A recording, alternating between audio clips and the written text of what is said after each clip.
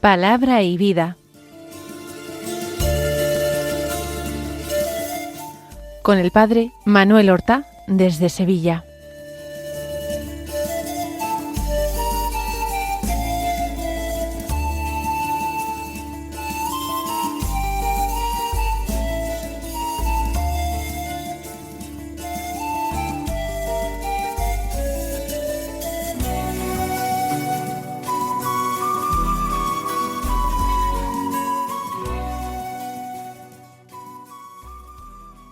En el nombre del Padre, y del Hijo, y del Espíritu Santo. Amén. Alabados sean Jesús y María. Muy buenos días, queridos amigos, oyentes de Radio María y seguidores del programa Palabra y Vida. Hoy es el lunes de la 25ª semana del tiempo ordinario. Este lunes es 22 de septiembre. Hoy comienza el otoño. Vamos a entregarnos al Señor en la historia, no sólo en la intimidad de nuestras conciencias. Vamos a entregarnos al Señor con todo lo que nos rodea, en este atravesar el tiempo, la historia, en este ir envejeciendo día tras día, en este ir acercándonos a ese encuentro definitivo un día con el Señor.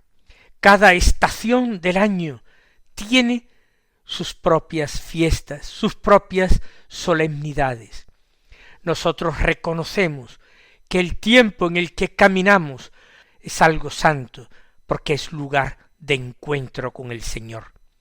Recordamos que la revelación Dios no nos la ha hecho simplemente enviándonos desde el cielo un libro sagrado. La revelación la ha ido haciendo en la historia, hablando a los antepasados de Israel, haciéndose hombre en las entrañas de María Purísima, y que el Espíritu Santo, que se derramó sobre la Iglesia naciente, sigue actuando en los cristianos de hoy y en el mundo entero, según esos planes providenciales de Dios, que no son tan misteriosos, tan imprevisibles, tan desconocidos. Vamos ahora a escuchar la palabra de Dios. Durante varias semanas hemos escuchado y meditado con la primera lectura de la palabra de Dios de la misa, en concreto la carta de San Pablo a los Colosenses, y después con la carta primera de San Pablo a Timoteo. Ahora, como primera lectura, se leerá durante varios días el libro de Esdras del Antiguo Testamento, y después algunos profetas menores, Ageo, Zacarías. Nosotros, a partir de este lunes, vamos a retomar la meditación del Evangelio. Comenzamos también hace varias semanas la lectura del Evangelio según San Lucas, y vamos a tomarla ahora como la meditación diaria, el Evangelio de San Lucas, y cuando la meditación sea más corta, porque el texto o la reflexión en sí sea más corta, pues entonces acudiremos a la primera lectura de la misa, esta lectura del Antiguo Testamento que se proclamará durante las primeras semanas. Dicho lo cual, hoy en el Evangelio de San Lucas, como Evangelio de la misa, se lee del capítulo 8, solo 3 versículos. Un texto muy corto, los versículos 16, 17 y 18, que dicen así: En aquel tiempo dijo Jesús al gentío: Nadie que ha encendido una lámpara la tapa con una vasija o la mete debajo de la cama, sino que la pone en el candelero para que los que entren vean la luz. Pues nada hay oculto que no llegue a descubrirse, ni nada secreto que no llegue a saberse y hacerse público. Mirad pues cómo oís, pues al que tiene se le dará, y al que no tiene se le quitará hasta lo que cree tener. Estas palabras, que son enseñanzas de nuestro Señor Jesucristo en el Evangelio, a algunos les parecen un tanto misteriosas, y yo comprendo que se pueden prestar a diferentes interpretaciones. Pero nosotros, fieles a nuestra costumbre, vamos a tratar de interpretarlas en un sentido sencillo y en la medida de lo posible apegados al primer sentido, que es el literal. Luego podremos buscar un sentido simbólico o alegórico y, en definitiva, terminar en un sentido espiritual, un sentido que nos ayude en el combate cristiano de cada día. Comienza el texto diciendo que estas enseñanzas de Jesús son dadas al gentío. Si recuerdan ustedes el Evangelio de ayer domingo, las enseñanzas que impartía el Señor eran dadas exclusivamente a sus apóstoles, que les seguían por un recorrido por Galilea en el que Jesús quería mantenerse de incógnito, sin que nadie se enterara que estaba atravesando Galilea, para poder así tener más tiempo que dedicar a la enseñanza particular a los apóstoles, poder tener una mayor intimidad con ellos. Hoy, en este Evangelio, que no es de San Marcos, sino de San Lucas, es todo lo contrario. Aquí no son sólo los apóstoles, ni los discípulos en general, sino que San Lucas hace referencia al gentío, a la multitud. Las enseñanzas de Jesús son también para esa multitud, que es anónima para nosotros, pero que para Dios no hay nunca multitudes anónimas, sino que Él nos conoce a cada uno de nosotros por nuestro nombre y apellidos. El Señor tiene controlados hasta los cabellos de nuestra cabeza y no permite que caiga uno solo de los cabellos de nuestra cabeza, sin que Él lo autorice y lo sepa. Hasta los cabellos de nuestra cabeza tenemos contados por Dios, porque nos ama, porque somos importantes para Él, porque nunca somos un anónimo, un personaje anónimo, hijos queridos por el bautismo. Pues Jesús se dirige al gentío, pero no para impartir enseñanzas de segundo nivel, enseñanzas más sencillas, más fáciles, más aceptables, de ninguna manera. Jesús va a manifestar una extraordinaria coherencia en todas sus enseñanzas. Y frente a esto tenemos que precavernos, porque a veces desde los sacerdotes en la Iglesia hasta los catequistas seglares, hasta cualquier padre o madre cristiano, trata de simplificar las enseñanzas de Cristo, omitiendo aquellas que saben que pueden ser peor recibidas por los que las escuchan.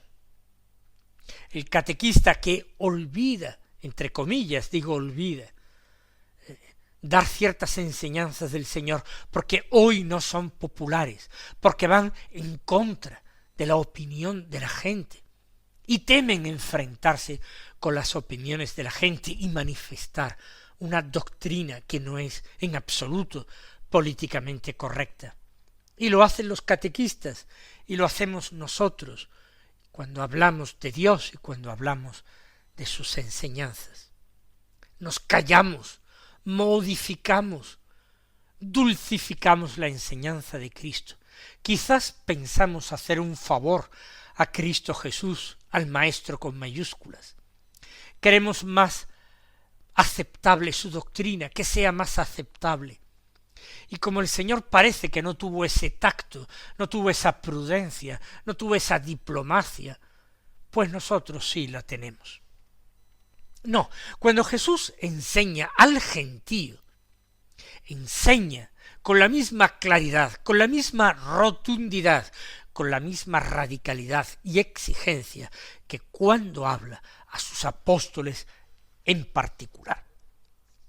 Y el Señor no es que hable de una parábola, pone unos ejemplos, unas comparaciones. Del sentido común, nadie enciende una lámpara en su casa para taparla con una vasija o para meterla debajo de la cama. Si uno en su casa, cuando oscurece, cuando anochece, o cuando la casa se encuentra en penumbras, por ser un día poco luminoso y la casa carecer de ventanas, cuando enciende una lámpara y gasta aceite, o el tipo de combustible que sea, no es para meterla debajo de la cama, porque no hay nada debajo de la cama digno de ser iluminado, ni para ponerla debajo de una vasija. ¿Por qué? Porque no hay nada allí digno de ser iluminado, sino que la pone en el candelero, para que todos los que entren en la casa o en la habitación tengan luz, y se puedan ver los unos a los otros, y puedan ver las cosas útiles que hay en la casa. Esto es de sentido común, ¿verdad? Pues el Señor sigue enumerando un principio natural que vemos nosotros por experiencia que se cumple. Nada hay oculto que no llegue a descubrirse, nada hay secreto que no llegue a saberse y a hacerse público. En pequeñas cosas cotidianas es muy difícil esconder las realidades de nuestra vida con mentiras. El dicho popular o refrán dice que antes se pilla a un mentiroso que a un cojo. La mentira tiene las patas muy cortas y rápidamente termina cogiéndosele, antes o después. Sí, ya sabemos que hay secretos y secretos de la historia, secretos escondidos, hasta esos a veces siglos más tarde llegan a descubrirse. Y si no, tenemos el sitio de la gran manifestación, el juicio final, donde todo secreto, todo lo oculto será puesto de manifiesto a la luz de Dios. Nada hay oculto que no llegue a descubrirse, nada secreto que no llegue a saberse, a hacerse público. Pues, de la misma manera tenemos nosotros que actuar con una sabiduría y prudencia espiritual. Nosotros no recibimos la doctrina de Cristo para tenerla escondida debajo de la cama, para prudentemente reservarla pensando que esto escandalizará a la gente, la hará escapar de Cristo, rechazar la doctrina en su conjunto. Si lo hace, ese no es nuestro problema. ¿Por qué? Porque no es nuestra doctrina, es la doctrina de Cristo. Y nosotros tenemos que anunciarla en su integridad. Si somos pastores de la Iglesia, con una responsabilidad gravísima de no ocultar, de no disimular la enseñanza de Cristo, ni mucho menos interpretarla de tal manera que la vaciemos de contenido para amoldarla a los gustos de la época, a las modas de nuestro tiempo. Ni mucho menos. Si hubieran actuado así los mártires de todas las épocas, no hubieran encontrado la muerte. Si hubieran querido amoldarse a las creencias, a las opiniones aceptables de su época, pero ellos anunciaron el Evangelio en su integridad y arrostraron las iras de los poderosos o de las multitudes del pueblo. No, si nosotros hemos recibido la luz de la fe, si hemos recibido encendida la lámpara de la doctrina cristiana, la pureza del Evangelio, es para transmitirla de la misma manera que nosotros la recibimos o la descubrimos un día, porque el Señor tuvo misericordia y fue el Espíritu Santo, él mismo, nuestro catequista. No pensemos que podamos mantener oculto algo que finalmente ha de llegar a saberse. Actuemos con lógica cristiana, con coherencia cristiana. Seamos verdaderamente sabios según el Evangelio. ¿Por qué? Porque si no actuamos así, si actuamos movidos por una prudencia humana, por unos temores mundanos, entonces puede ser que incluso lo que nosotros teníamos, poco y disminuido como era, lo terminemos perdiendo. Por eso el Señor en el último versículo del Evangelio que hemos proclamado dice: mirad pues cómo oís. ¿Cómo oís el qué? ¿Cómo oís el Evangelio? ¿Cómo escucháis la palabra de Dios que se os proclama? Se os proclama en la misa de cada domingo o de cada día, se os proclama a través de las ondas de Radio María, se os proclama a través de los buenos libros, se os proclama al oído o desde los púlpitos, se os proclama desde la voz interior que resuena en vuestro corazón. Mirad cómo oís esta doctrina, cómo oís este Evangelio. Pues al que tiene, al que recibe y tiene y multiplica, distribuyendo y sembrando esta doctrina cristiana sin complejos, se le dará más. Pero al que no tiene, porque lo oculta, porque lo disimula como lámpara que tras ser encendida se oculta dentro de una vasija o debajo de una cama, al que no tiene, se le quitará hasta lo que cree tener. La doctrina del Evangelio o se acepta en su integridad o se termina perdiendo en su totalidad.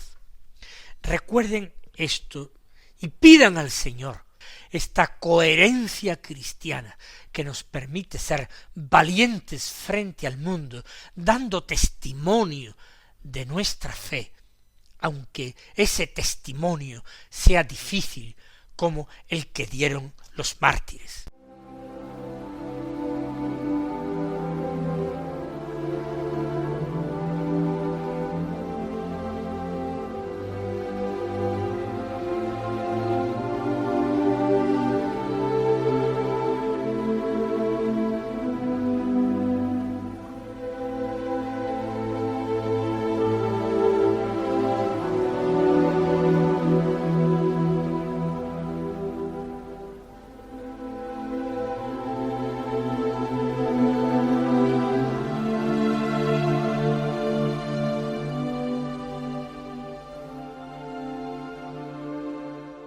La primera lectura de la misa, ya hemos dicho que es del libro de Esdras, concretamente el comienzo del libro, capítulo 1, versículos 1 al 6, que dicen así: el año primero de Ciro, rey de Persia, para que se cumpliera la palabra del Señor por boca de Jeremías, el Señor despertó el espíritu de Ciro, rey de Persia, para que proclamara de palabra y por escrito en todo su reino. Esto dice Ciro, rey de Persia: el Señor Dios del cielo me ha dado todos los reinos de la tierra y me ha encargado que le edifique un templo en Jerusalén de Judá. El que de vosotros pertenezca a su pueblo, que su Dios sea con él, que suba a Jerusalén de Judá a reconstruir el templo del Señor, Dios de Israel, el Dios que está en Jerusalén. Y a todos los que hayan quedado en el lugar donde vivan, que las personas del lugar en donde estén les ayuden con plata, oro, bienes y ganado, además de las ofrendas voluntarias para el templo de Dios que está en Jerusalén. Entonces los cabezas de familia de Judá y Benjamín, los sacerdotes y los levitas, y todos aquellos a quienes Dios había despertado el espíritu, se pusieron en marcha hacia Jerusalén para reconstruir el templo del Señor. Todos sus vecinos les ayudaron con toda clase de plata, oro, bienes, ganado y objetos preciosos, además de las ofrendas voluntarias. Tras una lectura superficial y rápida, este texto parece que no tendría gran cosa que decirnos desde una perspectiva espiritual. Hace referencia a un acontecimiento del pasado, a la vuelta de los israelitas del destierro de Babilonia. Y esto tras un acontecimiento histórico que les benefició, el derrumbe del imperio babilónico, que es sustituido por el imperio persa.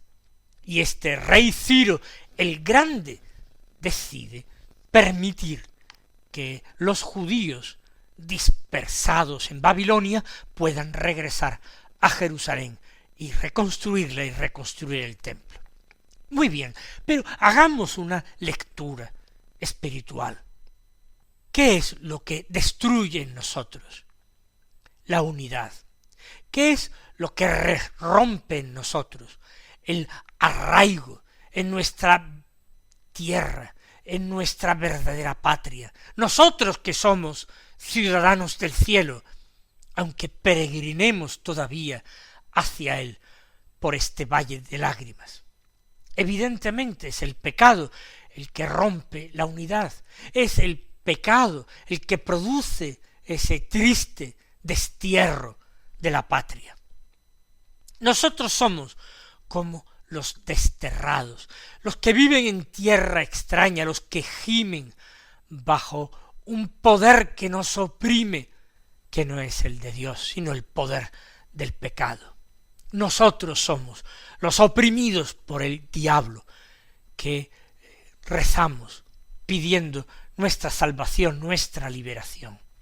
Y somos nosotros de los que Dios tiene misericordia. Somos nosotros los que somos salvados y redimidos por su inmensa bondad. Y Dios se vale de medios humanos, de acontecimientos ordinarios.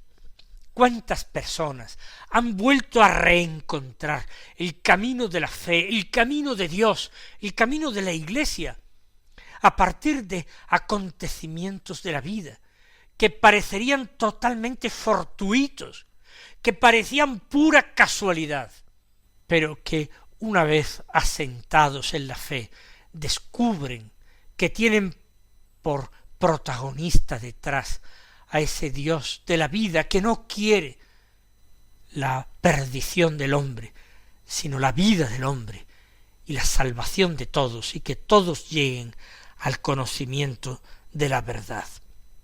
Dios se sirve en el Antiguo Testamento de Ciro para volver a reunir a su pueblo y que su pueblo le dé ese culto que él pide, un culto que sí se tributa en Jerusalén, pero prefigura el culto en espíritu y en verdad que un día sus fieles habrán de tributarle. Y así, colmados de bienes, de gracias y de dones, aquellos supervivientes, aquellos desterrados, parten de nuevo a la patria. Con cuántas riquezas no somos también nosotros colmados en ese camino de regreso que tenemos que emprender cada día al Señor. Que Él y nuestra Madre del Cielo nos ayuden en esta peligrosa singladura que es la vida de cada día. El Señor os bendiga y hasta mañana si Dios quiere.